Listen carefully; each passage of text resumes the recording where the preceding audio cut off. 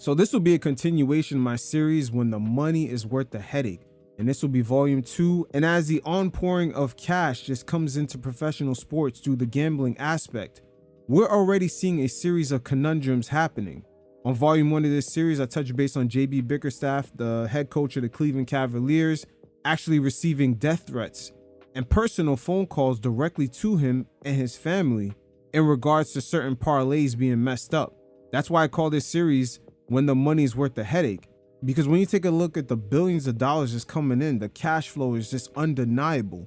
New York State alone by the end of last year was 19 billion in wagered bets, followed by New Jersey 11 billion, Illinois 11 billion, Nevada 8, Pennsylvania 7, Ohio 7, Arizona 6, Virginia 5, Colorado 5, and Massachusetts $4 billion wagered in bets.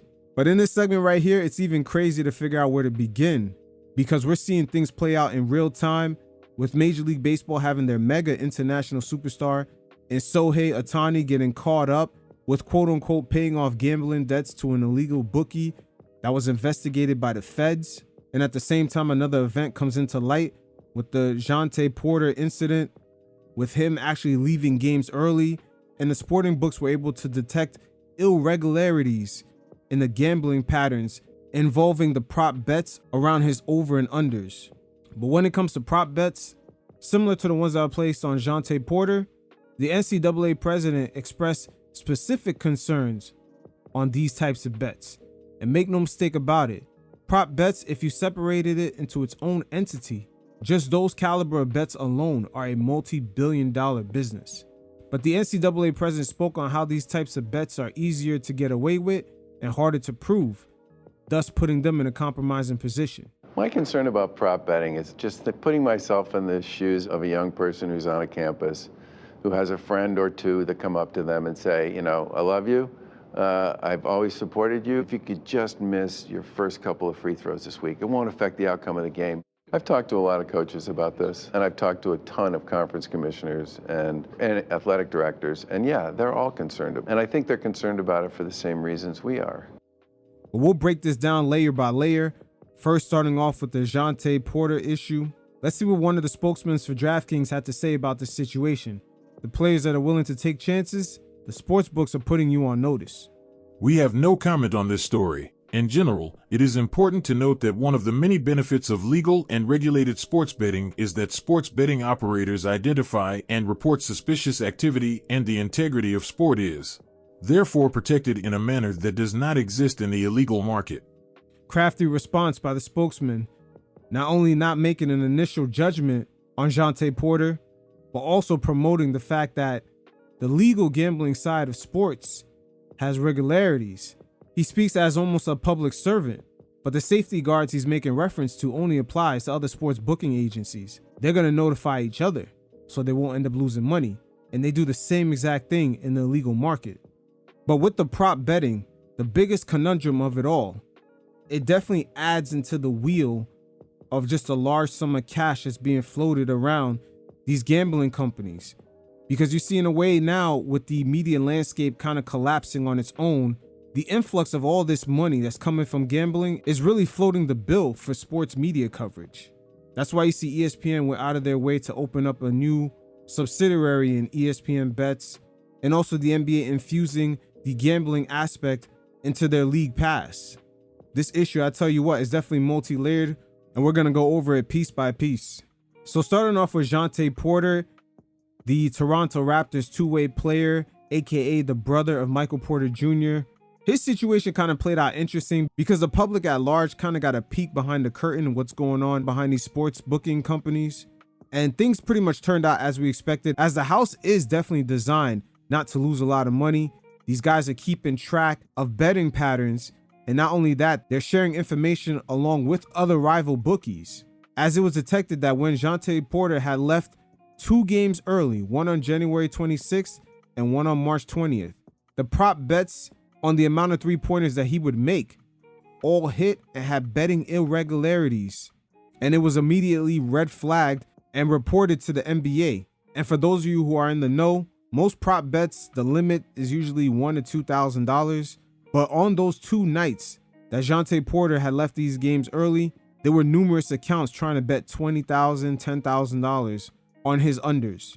Once again, the house is literally designed not to lose big. But the optics for Porter is not looking good, as in the first game on January 26th, he left the game early with an eye injury.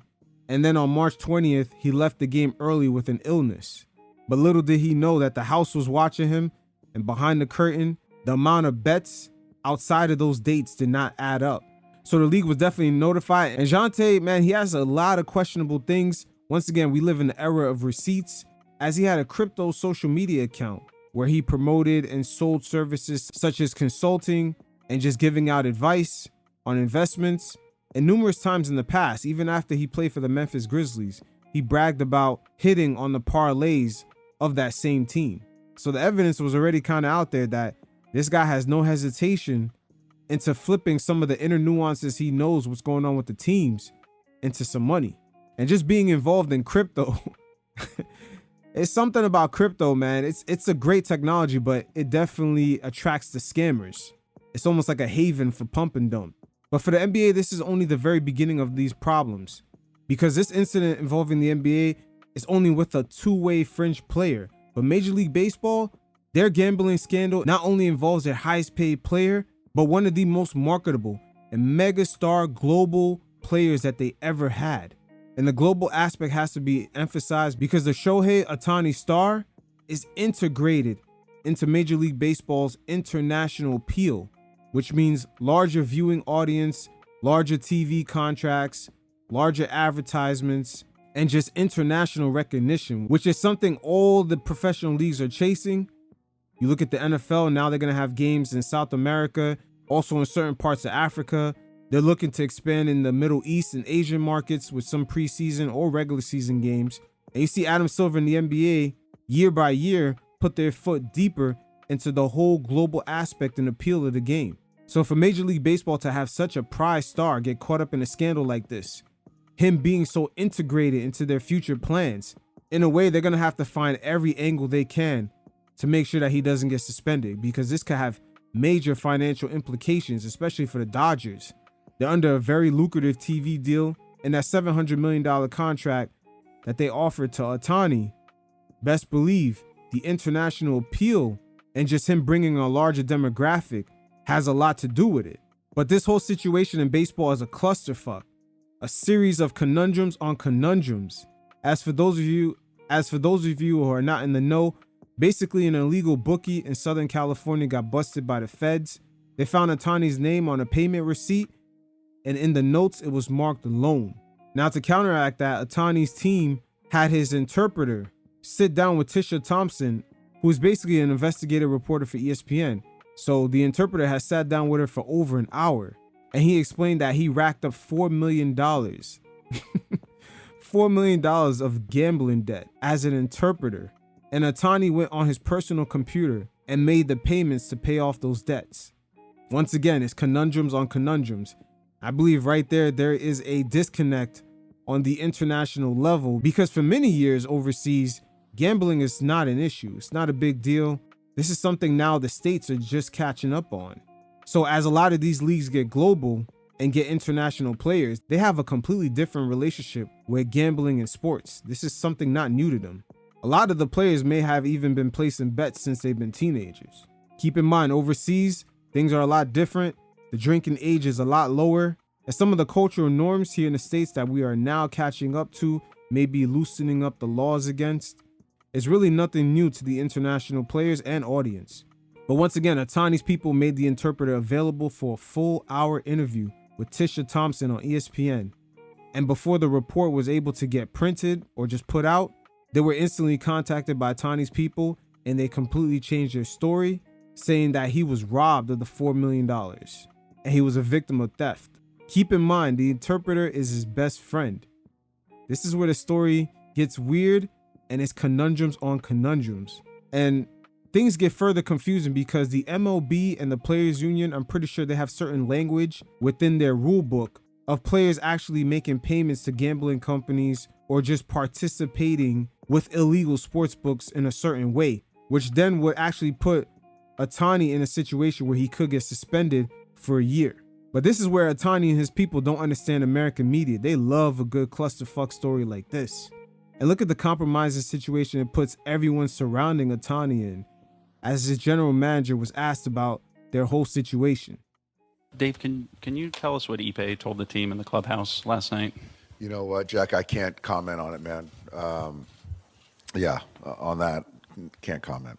When was the decision made to have him address the team? Anything with that, the meeting, can't comment. Sorry. Were you surprised when you found out he was fired when that happened?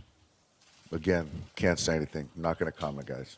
With Shohei, like obviously, this is a big thing in his life. Like, how has he handled it from what you can tell? Are you worried about it being a distraction with him? Just that part of it. What have you seen so far? Shohei's ready. He's preparing in a hitters meeting right now and ready to go for tonight's game. Oh, he better be ready to play. That television contract is riding on that.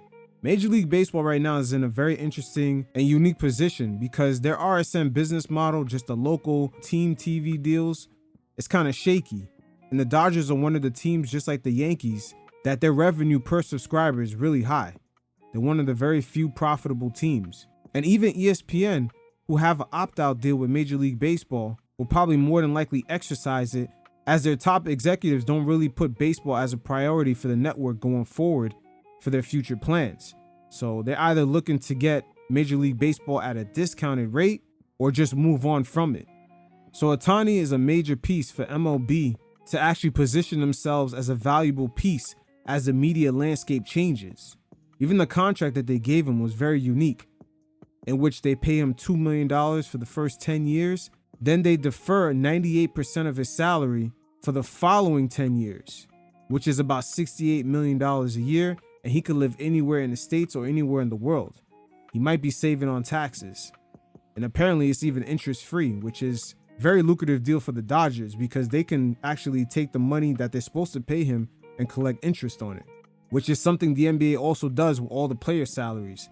That's why they pay them weekly, because all that money is in a pot and it's collecting interest and it goes to the league. So it's almost like money on money. But again, with Ohtani, he's directly connected to Major League Baseball, putting themselves in a good position to be a valuable piece for the changing media landscape. In their eyes, don't really view Major League Baseball as a valuable piece of inventory going forward. They view Major League Baseball as not as valuable as it once was, and perhaps they want to structure their deals different going forward.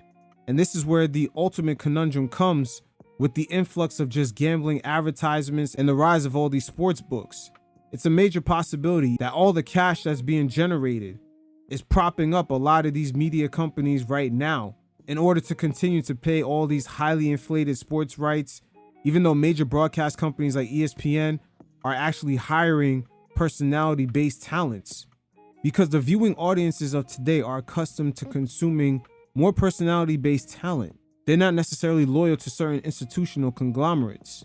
And with the advent of distribution changing, YouTube, podcasts, certain simulcasts, like when you see Eli Manning and his brother call certain football games. So people who like them too and just like their commentary will tune into that particular broadcast, even though the same game might be on ESPN. So the media landscape is definitely changing. And you see it with the hiring of Pat McAfee. Unlike Stephen A. Smith, this guy's bringing the audience into ESPN, which is a totally different business than what the media landscape has been before in the last 10 to 15 to 20 years. And it's just not sports. You see it in the political / news sphere. Personalities like Don Lemon, Tucker Carlson, all these guys now are venturing out into their own. And Joe Rogan is also a perfect example. And it looks like the biggest sports conglomerate of them all are headed towards that direction. They want to go direct to consumer, so they need great personalities who already have an audience.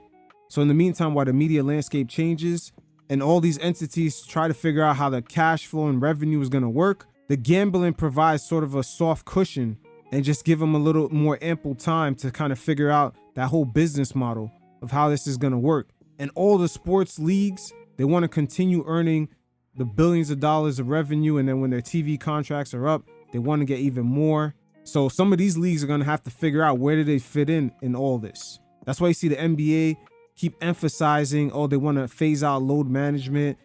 They're looking at how the game is played. Is it entertaining enough? Is there too much scoring? Is there not enough scoring?